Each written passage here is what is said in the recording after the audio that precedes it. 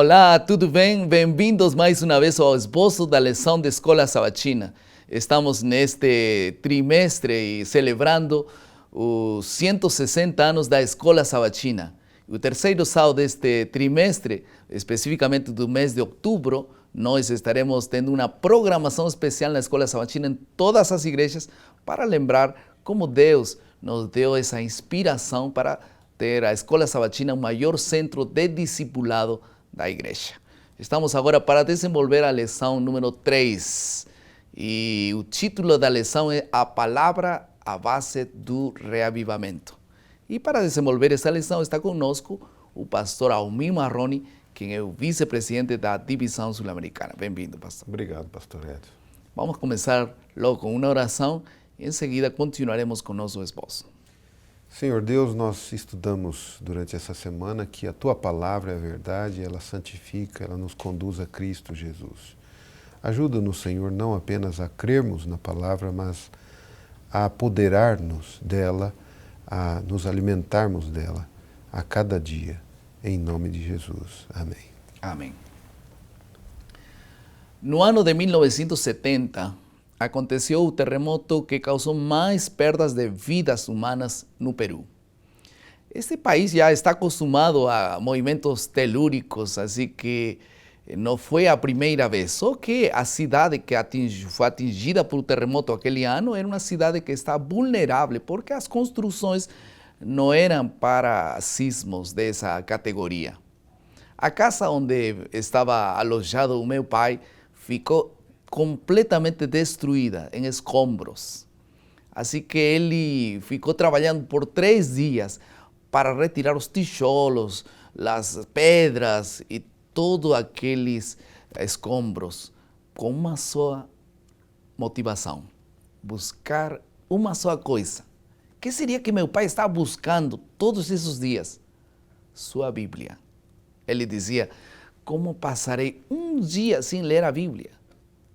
Ao terceiro dia, ele encontrou sua Bíblia. E ao vê-la, se emocionou e agradeceu por tê-la encontrado. A Bíblia era o mais importante para ele, era a forma de comunicar-se com Deus, de falar e ouvir a voz de Deus.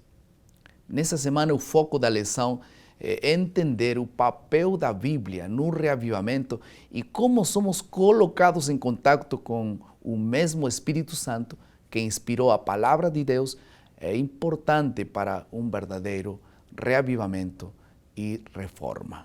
Vamos a passar à segunda parte do nosso esboço, que é a compreensão.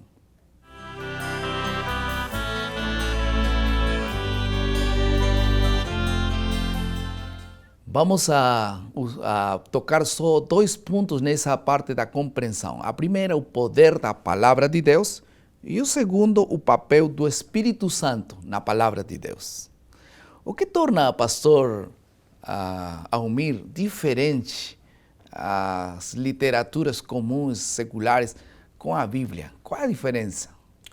Pastor Edson, o próprio apóstolo Paulo, quando escreveu a Timóteo, na segunda carta, capítulo 3:16, diz que a Bíblia é inspirada por Deus. Toda a Escritura é inspirada por Deus. Ou seja, ela não nasceu na mente humana, nasceu na mente de Deus e a sua mensagem é comunicada para o homem. Então, esse é o grande diferencial, a inspiração de Deus direta na palavra de Deus em relação a outros livros, né? O próprio apóstolo Paulo também, em Hebreus capítulo 4:12, diz que a Bíblia é eficaz, e a palavra de Deus é eficaz, é viva. Ele usa essa expressão viva. Não é? Por que é viva? Porque ela transforma, não é? Em 1 Pedro 1:22 e 23, diz que a palavra purifica, produz amor pelos seus semelhantes. Ela regenera. Tantas histórias que você e eu conhecemos de pessoas que foram transformadas pela leitura da Bíblia. Não porque o papel e a tinta têm poder, mas a mensagem que estão contidas nas páginas da Bíblia tem esse poder. E porque é palavra de Deus, né? Não é apenas uma expressão de Deus, é o mesmo Deus dizendo o que quer para seus filhos. Eu sempre penso aquela expressão de Jesus se fez carne. A palavra, o verbo se fez carne e habitou entre nós. Se a palavra de Deus não se torna carne no coração do homem, é provável que fique como palavra, como verbo. Mas só se encarna no coração do ser humano. Então, aí diz que tem vida, né? Tem vida. É.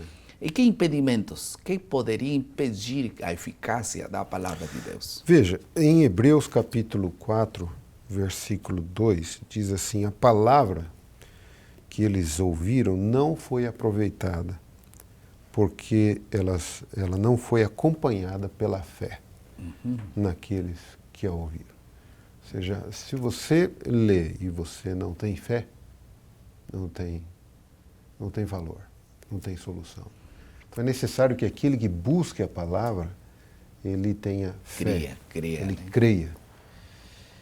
Porque pode ser lido como um livro de história, alguma coisa assim.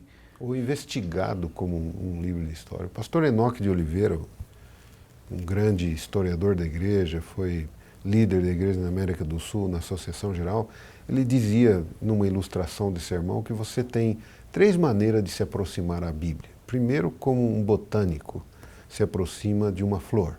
Ele quer examinar, conhecer do que é constituída a flor, né? Analisar a parte biológica, química, faz uma análise completa da flor. A segunda maneira de você se aproximar da Bíblia, comparando com aproximar-se de uma flor, é como uma borboleta, que vem, pousa numa outra, voa rapidamente, ela não consegue extrair da flor o seu melhor. Ela vai de uma a outra nervosamente voando. De cada coisa. Já ele usa a ilustração, então, da abelha, que é aquela que pousa numa flor e permanece ali, e enquanto ela não puder tirar todo o néctar, ela não se satisfaz. Então, esses 3 tipos de abordagem à Bíblia que fica o conselho para nós. Qual é a nossa abordagem à Bíblia? E aí está, né? Como abelhas. Sim. Que possamos extrair todos os benefícios necessários da palavra de Deus. O papel do Espírito Santo. Qual é a função do Espírito Santo agora na palavra de Deus para que ela se torne eficaz em cada um de nós? Veja, alguns exemplos, né? O Espírito Santo é aquele que inspirou a Bíblia. O apóstolo Pedro diz que os homens não escreveram por própria iniciativa, não é? Ou elucidação particular, mas o Espírito Santo que deu a iluminação e a inspiração para eles escreverem a Bíblia. Em segundo lugar, a Bíblia, de acordo com Paulo em 1 Coríntios 12, 3, ela nos conduz a Jesus. O Espírito Santo nos conduz a Jesus. Em terceiro lugar, o Espírito Santo ele confirma a palavra.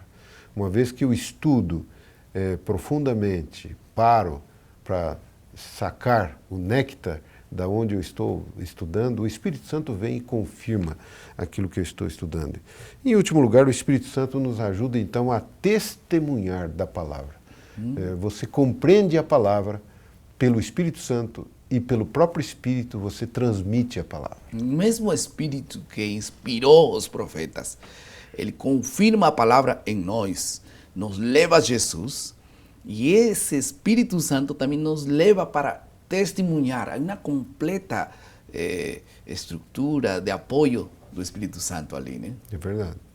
E se no caminho nós paramos, talvez só é eficaz para inspirar os profetas, não foi para mim, não é ajuda para mim, então o processo fica interrompido.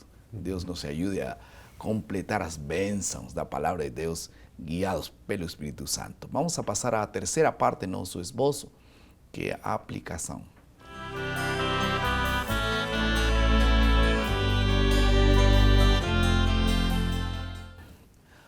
Romanos capítulo 10, verso 17, a palavra de Deus diz que a fé genuína vem pelo ouvir da palavra de Deus. A palavra grega para ouvir é akoi, que significa que não somente ouvimos com os ouvidos, mas ouvimos com o coração. Prestar atenção, precisamos suplicar por disposição, fome para comer a palavra de Deus. Pastor Edson, veio à minha mente aqui uma questão que às vezes a gente duvida, não? Tem certas dúvidas. Como é que eu vou ouvir se às vezes eu não tenho tempo para fazer um estudo tão profundo? Mas a palavra diz, a Coé diz que é ouvir com o coração. Então, normalmente, num estudo da Bíblia, numa leitura da Bíblia, há algum verso que vai tocar o meu coração. É impossível que eu leia um capítulo sem que encontre um verso que toque ao meu coração. E é justamente esse verso, essa porção pequena, que faz a diferença num dia. E é aí que nós devemos nos apegar, né? Não é tanto a quantidade de estudo que eu faça da Bíblia, mas é a qualidade que esse estudo traz para a minha vida. O que eu consigo tirar para a minha vida pessoal é mais importante do que a quantidade de informações que eu obtenho do estudo da Bíblia. Maravilha, vamos a fortalecer o estudo da Bíblia em cada um de nós individualmente. Vamos passar à quarta parte do nosso esboço, que é a criatividade.